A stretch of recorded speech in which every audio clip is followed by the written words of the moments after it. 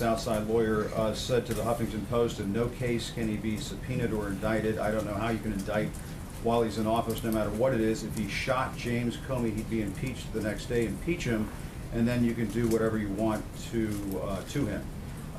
Is that appropriate language coming from the president's outside lawyer? Are you talking about the president shooting Jim Comey in that fashion?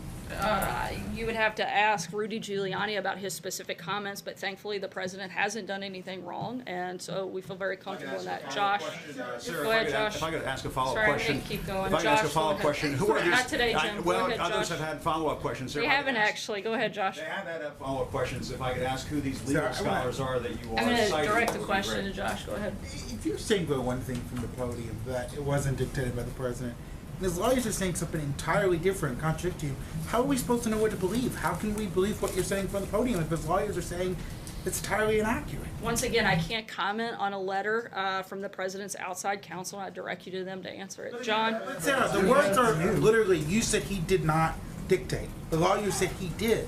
What is it? I'm not going to respond to a letter from the president's outside counsel. We've purposely walled off, and I would refer you to them for comment. Brian? We're going to keep moving. Go ahead, Brian. Two quick questions. One, I've asked this before, is there any chance we could ever see the president come out here and take some questions from us in this briefing room? And secondly, has anyone in this administration ever asked the president? Last week you had on your agenda, you had an agenda where you had lower jobs coming out, lower unemployment coming out, and you also had the Second Chance Act, I think it was. And instead of those, we had to respond to presidential tweets. Has anybody ever in this administration asked him to back away from Twitter just for a day? On the first question, certainly you guys would be the first to know if the president comes out here, but thankfully he does address the press in a number of ways and in a number of venues, and we'll see if it happens here, and we'll certainly let you know. In terms of Twitter, the president uses Twitter to communicate directly to the American people. Frankly, you have the ability to choose what you want to write about, and you guys choose to write about things that the American people don't care about day in and day out, and that's a decision that you make, and frankly I think it's the wrong one. Jordan, go ahead. We don't have the opportunity to ask him a question about that though, Sarah. Can we at least get an opportunity to ask him a question about what he tweets? Thanks, Sarah. I want to ask you about the lawyer's letter to the special counsel. You said last August that the president did not dictate the statement about the Trump Tower meeting during the campaign, but the lawyers wrote to the special counsel that the president did dictate that statement. What's the reason for that discrepancy? Like you said, this is from a letter from the outside counsel, and I direct you to them to answer that question. Deborah? Information? Once again, you're referencing a letter that came directly from outside counsel, and I would refer you to them to answer that question. Deborah? After Kim Kardashian's visit, thank you, Sarah, is President Trump considering a commutation for Alice Johnson, who already has served 21 years of a life without parole sentence? The president's considering a number of different pardons and commutations, and when we have an announcement on that, we'll certainly let you guys know. John?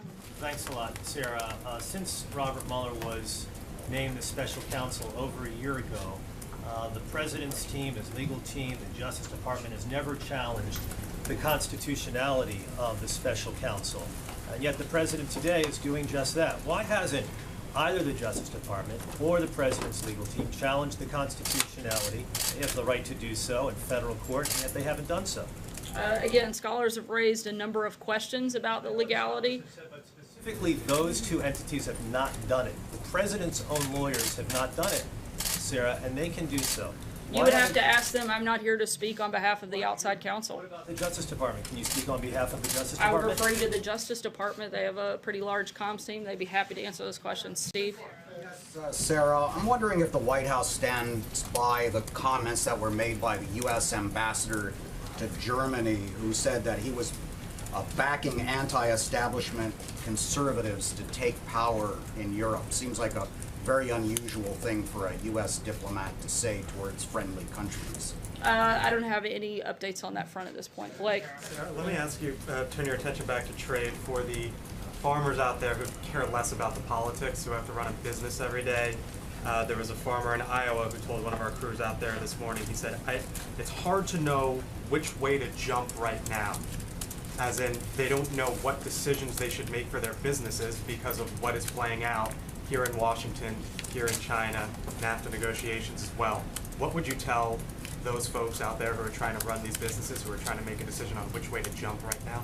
Certainly, the president is trying to do everything he can to protect American farmers, American businesses, and he is negotiating with a number of countries, but also the president wants to make sure that we're ending unfair trade practices.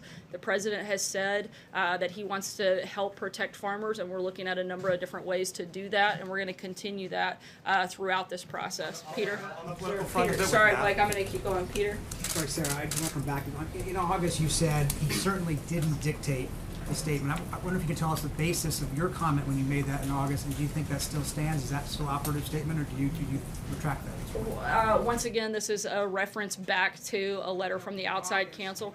I understand, but it's also pertaining to a letter from the president's outside counsel, and therefore I can't answer, and I would direct you to them. What was your basis for saying it in August, though? Once again, I'm not going to get into a back and forth, and I would encourage you to reach out. Thank you, God bless you, and God bless America.